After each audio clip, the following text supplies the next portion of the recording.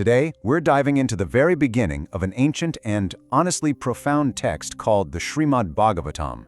And what's so cool about it is how it starts. It doesn't begin with a rule or some grand declaration. Nope. It kicks off with a question. A question that feels like it could have been asked this morning, not thousands of years ago. I mean, really think about that for a second. If you could ask for the single most important piece of wisdom, the one thing that could cut through all the noise and bring you genuine peace, what would you ask for? That exact question, that search for the ultimate answer, is what powers this entire story. Okay, so where does a question like that even get asked? To really feel the weight of it, you've got to picture the scene. Because this wasn't just some casual conversation over coffee. This was an event. They're in a place called the Naimiṣāraṇya forest. Now you can think of this as like a spiritual superconductor of ancient India.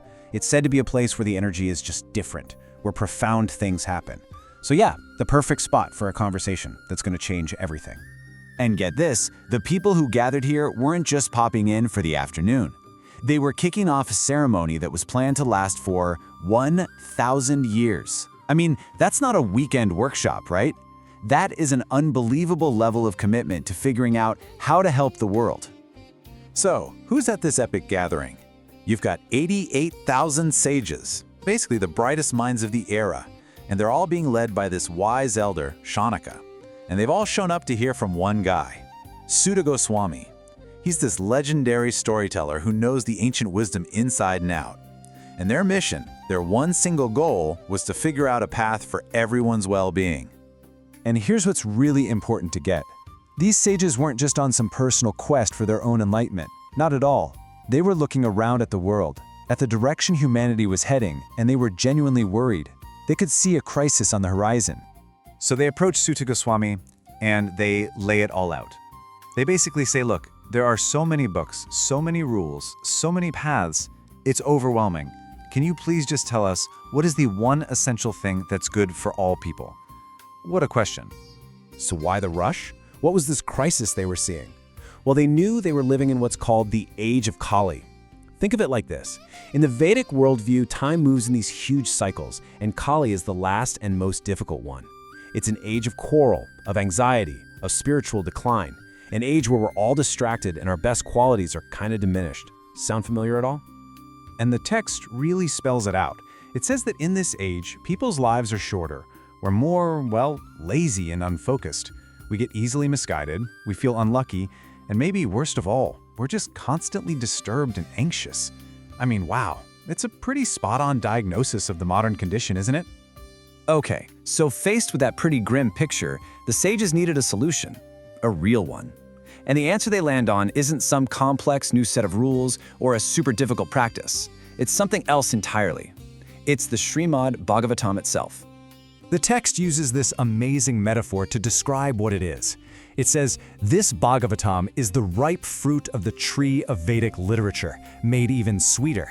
So just imagine all of the ancient wisdom of India, all these massive, complex texts, as one giant tree. The Bhagavatam is positioned as the very best part, the ripe fruit. So, let's break that down. The tree represents all the Vedic knowledge, the whole shebang. The ripe fruit, that's the Śrīmad Bhagavatam. And the sweetness of that fruit is the purest, most essential, and most accessible part of that wisdom. It's the good stuff, ready to be enjoyed. And here's the real promise, the big claim. The text says that this isn't just a nice story. It's so potent that just by hearing it, you can capture the divine right in your own heart. And get this, instantly. We're not talking about some abstract concept. We're talking about a direct path to a deep, personal spiritual connection. Now the sages were smart. They totally got this. They knew that in this new, difficult age of Kali, people just don't have the bandwidth to study the entire tree. Who has the time, right? They knew we needed to cut to the chase and get right to the fruit. I mean, doesn't that feel so modern? It's like information overload. The sages basically say, we know there's an ocean of information out there. Countless scriptures, rituals, duties. Just filter it for us. Extract the one essential truth that will actually bring peace to the soul. And then they get even more specific about how they want this truth. They don't want a dry textbook. They want stories. They know that in our distracted age, a good story hits the heart in a way that a list of rules just doesn't.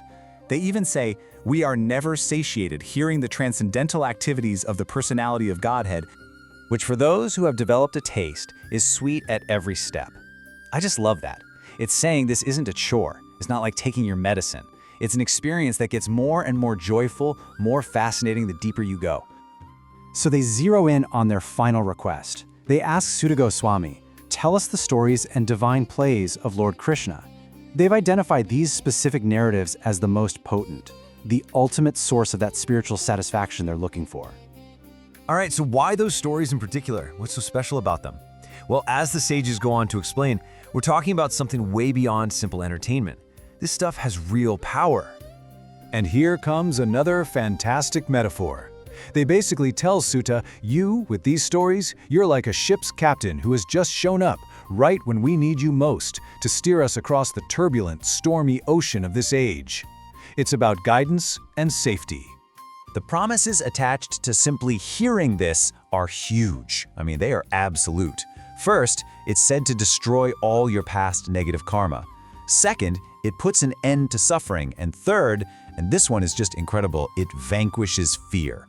Not just reduces it, it gets rid of it completely. And to cap it all off, the text drops this just mind-blowing line. It describes Lord Krishna as the one from whom fear itself is afraid. Just let that sink in for a second. The idea is you're connecting to a source of strength so absolute that even fear is scared of it. So when you step back and look at it, this whole beginning is amazing. This giant spiritual classic doesn't start with a do this or don't do that. It starts with a bunch of very smart, very compassionate people looking at a struggling world and asking one simple, powerful question. What can we do to help? And that brings us right back to where we started, doesn't it? The sages were on a quest for the one essential truth for their troubled world. And as we try to make our way through our own times, maybe that's the real question for all of us. What's ours?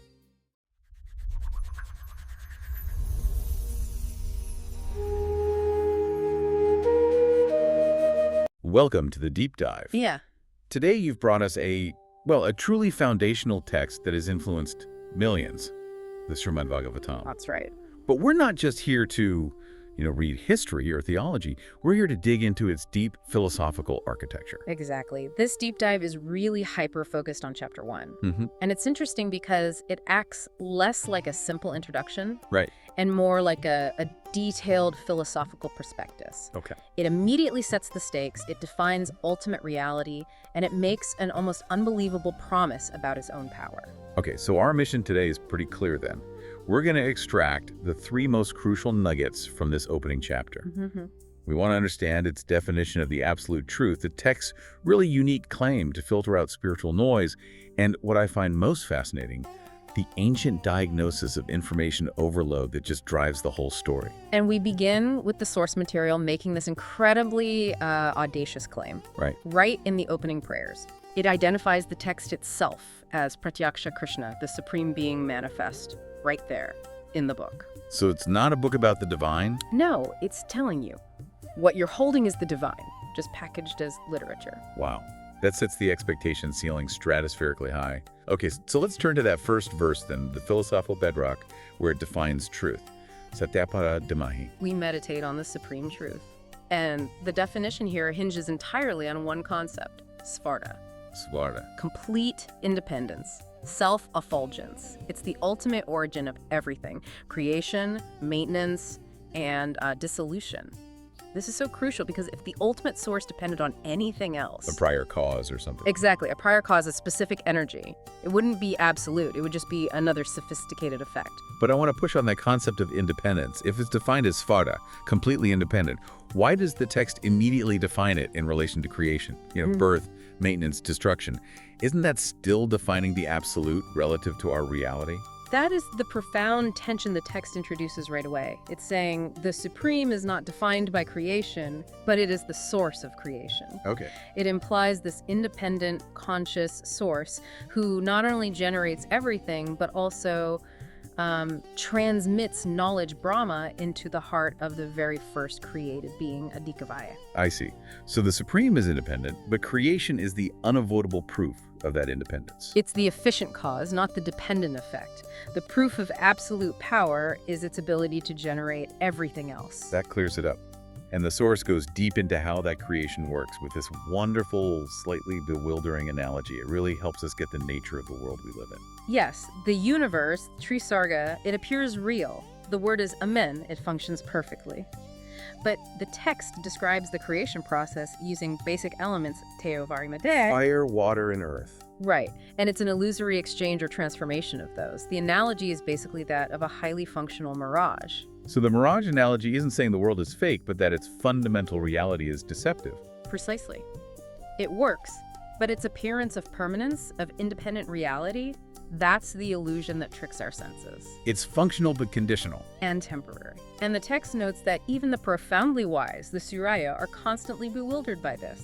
It's a very high-level recognition that discerning reality from appearance is the fundamental challenge of existence. One that even the most intelligent struggle with. Right. So after establishing this really complex definition of truth, the text then pivots dramatically in verse 2 to its own purpose. It presents itself as a spiritual filter, and the claim it makes is huge. Dharma prochita kaitavo. This is the core promise of the entire work. It explicitly says it throws out all kaitava. And kaitava means? It means cheating religion or any kind of religiously motivated materialism. This is a subtle but profound point. It's a contrast to earlier paths that were often focused on personal gain, rituals to guarantee heaven or wealth or power. So the Bhagavatam is just saying, yeah, we are skipping all of that, all that transactional spirituality. Gone. It's filtering out everything except the pure, unmotivated essence. And because it offers this pure path, it's aimed at a specific audience. The non-envious, the Naimiṣāraṇya. Exactly. If you approach this with a competitive mindset or with hidden agendas, the text implies you're just not going to get it. And the benefit promised is immediate and tangible. It's sivada, auspicious, because it directly removes tapatraya and milanam. The three fundamental types of misery that plague human existence. This is a comprehensive promise of relief. We should probably define those miseries because that's a vast promise. What are the three stressors it claims to remove? Well, they cover all sources of suffering. First, you have the internal distresses, ataitmika, things caused by your own body and mind, like disease or anxiety. Okay. Second, the external ones, adibautika, caused by other living things, insects, animals, or, difficult people. Right. And third, the natural ones, atitidaivika, caused by higher forces like earthquakes, floods, extreme weather. That really underscores the scope of the claim. It's not just happiness, it's freedom from the fundamental stressors of just being alive. And it says this result happens instantly. Instantly through attentive hearing, shurabhis. The source claims that the supreme Ishvara is immediately confined in the heart. The word is hudyavrutya. That is a remarkable assertion. Just the act of listening deeply becomes this internal spiritual anchor. It's an immediate internal reward, not some distant goal, which is, completely counterintuitive to our modern system of working hard for delayed gratification. That idea of an immediate result is driven home by one of the most famous metaphors in the tradition. Yeah. In verse 3, right? The ripened fruit. The metaphor is crucial for understanding the text's self-awareness.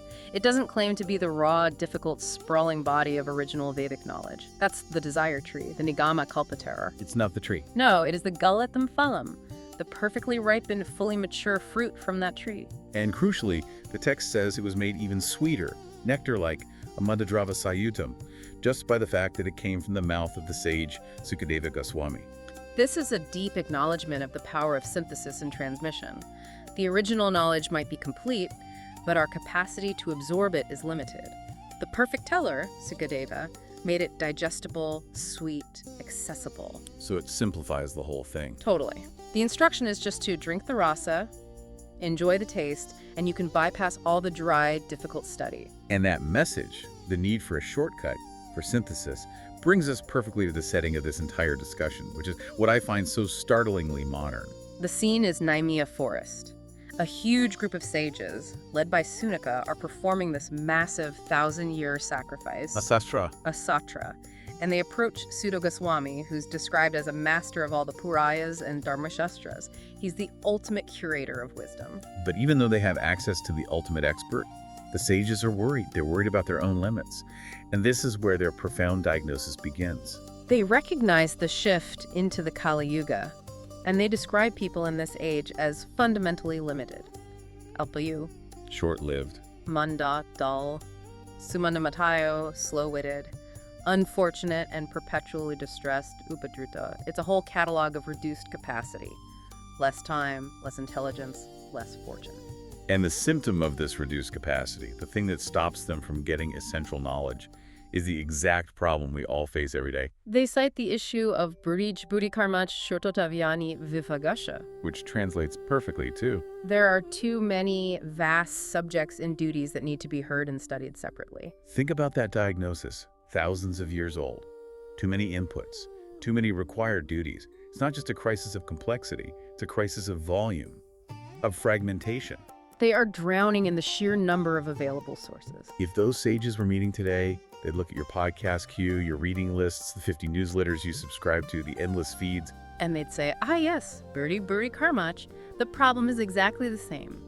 We have limited time and finite focus, but an infinite curriculum of knowledge we feel we must consume. It makes their next request so urgent, not academic. They are basically pleading for salvation from information overload. Their urgent plea to Suta is, it's the original mandate for the deep dive. They say, extract the sara, The essence. the substance. Use your wisdom and extract the essence so that our souls may be satisfied. Yanatva samprasidati. They know that in an age of volumes, simplicity is the only path to peace. They need curation. They need the synthesized truth that cuts through the noise, and then they define what that sara should focus on. Exactly. They pivot toward the central figure of the text. They know that the most powerful way to convey the essence is through captivating stories, not abstract philosophy. They call him the Satpatapati, The Lord of the Devotees. whose entire incarnation is for the welfare, the kamaya, of all beings. This emphasis on the person, on the stories, rather than dry laws, is the ultimate shortcut for a distracted mind. Yes, and they specifically highlight the power of Naimiṣāraṇya, chanting the name, which removes all fear and is, as they say, sweeter at every step.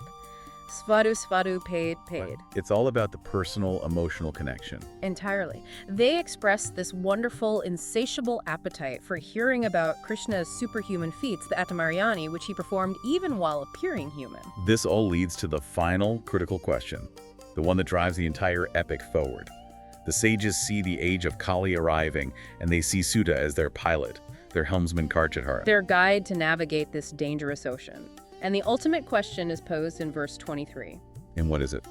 Now that Yogacara Krishna, the source of all order and knowledge, has departed, where has Dharma taken refuge? Dharma, meaning righteousness, moral law. Essential guidance, where has it gone? Śrīmad. That is the ultimate setup. The source of order has left the visible world, chaos is starting, and the urgent question is, where do we find reliable guidance now? It frames the entire human dilemma in a chaotic world, and the text becomes the answer. What an incredible density of information in just one chapter. So we've extracted 3 key, highly relevant nuggets today. First, that complex definition of ultimate reality as Svara, the completely independent source. Right, even while its creation is deceptively real. Second, the unique promise of the text itself as the Galitam Phalam, the ripened fruit that bypasses informational distraction. The one that filters out that false motivation, the Kaitava. And offers immediate freedom from the 3 miseries. And third, that ancient recognition of our modern problem, the crisis of British Bruji Karma. Too many subjects, too little time, short attention spans, all leading to the urgent request for the Sara, the distilled essence. The entire epic is launched by that powerful realization. Human capacity is limited, but the volume of information is infinite. So the solution has to be a single, curated, accessible source of truth.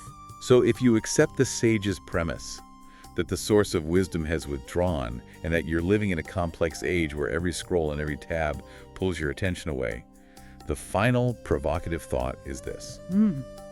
What knowledge are you using as your helmsman, your Karchada? And among the infinite subjects available, what is the single simple essence, the sadar you must absorb today just to satisfy your soul? That is the knowledge that truly matters. Thanks for diving deep with us.